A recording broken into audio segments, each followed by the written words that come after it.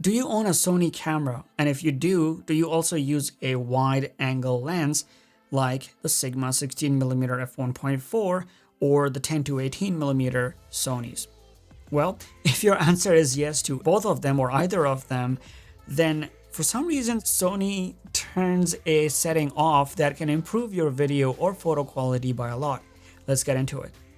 Alright, did you notice the difference? How about now?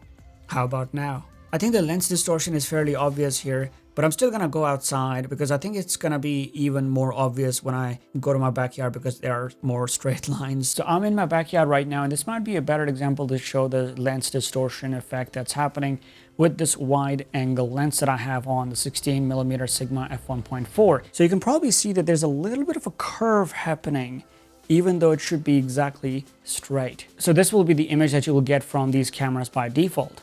Now I've tested it on Sony A6600, which you're looking at right now, Sony A6400, and also Sony ZV-E10. I haven't tested it on the full frame cameras, and my guess is that it might be the same, but it's worth checking it out.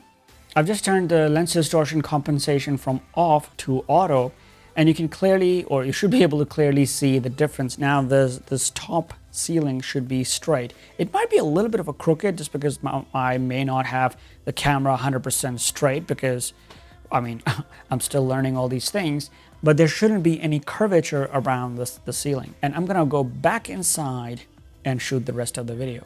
Whew. Let's see how you can fix it. So it's pretty straightforward.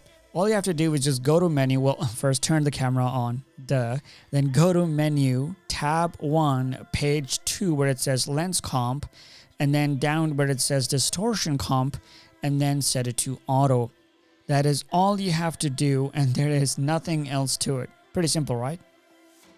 A quick little tip, if you go to any menu item, in this case the distortion comp, and click on the delete button, it will give you the definition of what it actually is. Like, so in this case it says corrects distortion of the screen caused by the lens. And yeah, there you go. I didn't know about it until I was recording a test video and I saw a curve rather than a straight line. Well, hope this video helps someone out there, and let me know if you have any questions or if you have any specific topics that I should cover. And yeah, see you in the next video. Oh, and happy holidays. Cheers.